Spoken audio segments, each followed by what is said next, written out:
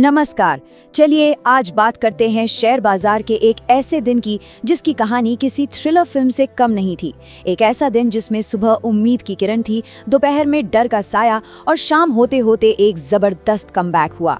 आइए इस रोमांचक कहानी को परत दर परत समझते हैं।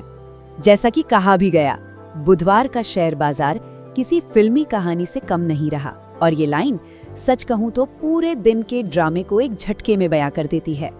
सुबह की तेजी, फिर दोपहर में अचानक भारी गिरावट और फिर देखिए आखिरी पलों में एक शानदार रिकवरी। तो इस फिल्मी ड्रामे की कहानी शुरू होती है सुबह सुबह बड़ी उम्मीदों के साथ। बाजार एक मजबूत ओपनिंग देता है और ऐसा लगता है कि अरे वाह, आज का दिन तो बहुत ही शानदार जाने वाला है। इस स्क्रीन पर ना दिन का पूरा घटनाक्रम एकदम साफ दिखता है।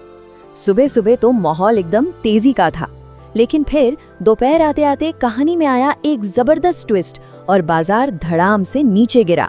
माहौल एकदम टेंशन वाला हो गया, पर पिक्चर अभी बाकी थी।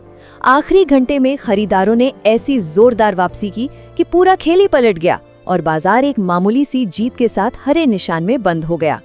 तो ये है फाइनल आंकड़े। सेंसेक्स करीब 50 पॉइंट ऊपर 82,276 पर और निफ्टी 58 पॉइंट चढ़कर 25,483 पर बंद हुआ। लेकिन यहाँ एक बात पर गौर करना जरूरी है कि बाजार अपने दिन के हाई से काफी नीचे आकर बंद हुआ और इस पूरी कहानी में ना बैंकिंग सेक्टर एक कमजोर कड़ी साबित हुआ, जो लगभग बिना किसी बदलाव के सपाट ही बंद हुआ। चलिए अब आते हैं कहानी के उस हिस्से पर जिसने सबकी सांसें अटका दी थीं। दोपहर का वो बड़ा झटका, जब एक पल को लगा कि बाजार आज पूरी तरह से पटरी से उतर जाएगा। तो सवाल ये उठता है कि आखिर हुआ क्या था? इस अचानक आई गिरावट की वजह क्या थी? सेंसेक्स अपने दिन के हाई से लगभग 800 पॉइंट नीचे क्यों फिसल गया? देखिए, इस गिरावट के पीछे ना 3 बड़े विलन थे। पहला, प्रॉफिट बुकिंग। सुबह की अच्छी खासी तेजी के बाद ऊंचे लेवल्स पर इन्वेस्टर्स ने सोचा चलो भाई मुनाफा जेब में डालते हैं।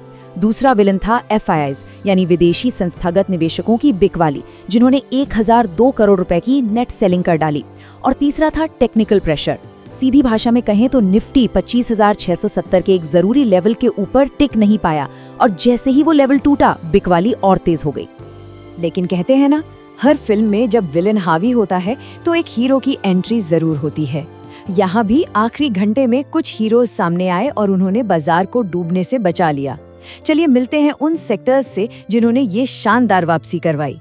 यहाँ पर 2 सेक्टर्स की कहानी बिल्कुल साफ दिखती है।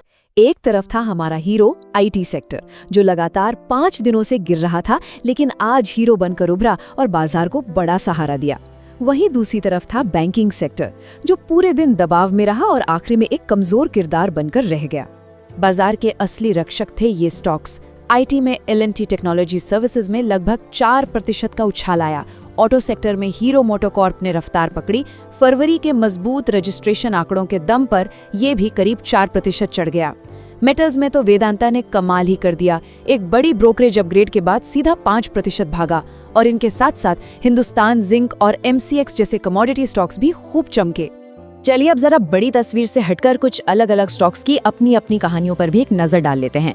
मतलब कौन आज का सितारा बना और कौन शिकार हुआ। ये स्लाइड बहुत अच्छे से दिखाती है कि कैसे एक खबर किसी स्टॉक को अर्श पर पहुंचा सकती है और दूसरी खबर फर्श पर ला सकती है। एक तरफ वेदांता, जिसे बैंक ऑफ अमेरिका यानी बोफा ने अपग्रेड किया और स्टॉक 5% उछल गया। वहीं दूसरी तरफ बेचारे सोलर स्टॉक्स। अमेरिका ने जैसे ही भारतीय सोलर प्रोडक्ट्स पर 126% की भारी भरकम इंपोर्ट ड्यूटी लगाई, ये स्टॉक्स 6 से 10% तक टूट गए। यहाँ भी 2 बिल्कुल उलट कहानियां हैं। एक तरफ था स्पाइसजेट, जो दिन भर की भारी बिकवाली के बाद आखिरी घंटों में अपने सबसे निचले स्तर से 18% की एक अविश्वसनीय रिकवरी कर गया। और वहीं दूसरी ओर था सरकारी कंपनी IRFC, जो सरकार की 4% हिस्सेदारी बेचने की खबर आते ही 4% से ज्यादा लुढ़क गया। अच्छा, बाजार के इस एक्शन के अलावा भी फाइनेंशियल दुनिया में और भी बहुत कुछ हो रहा था। चलिए जरा फटाफट उन पर भी एक नजर डाल लेते हैं। ये निवेशकों के लिए एक बहुत बड़ी और अच्छी खबर है। अब NSE इंटरनेशनल एक्सचेंज के जरिए भारतीय निवेशक भी सीधे एप्पल और माइक्रोसॉफ्ट जैसे अमेरिकी स्टॉक्स में पैसा लगा सकते हैं। ये ग्लोबल मार्केट में निवेश का दरवाजा खोलने जैसा है। एक और खबर, जिसने सबको चौंका दिया वो बैंकिंग सेक्टर से थी। हरियाणा में IDFC फर्स्ट बैंक और AU स्मॉल फाइनेंस बैंक से जुड़ा एक बड़ा कथित फ्रॉड सामने आया है और रकम भी छोटी मोटी नहीं, पूरे 590 करोड़ रुपए की।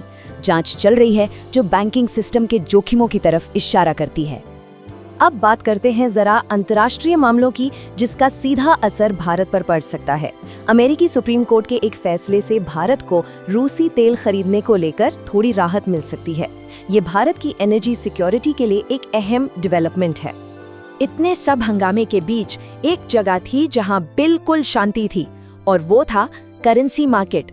शेयर बाजार में इतना उतार चढ़ाव हुआ, लेकिन भारतीय रुपया डॉलर के मुकाबले 90.95 पर एकदम स्थिर सपाट बंद हुआ।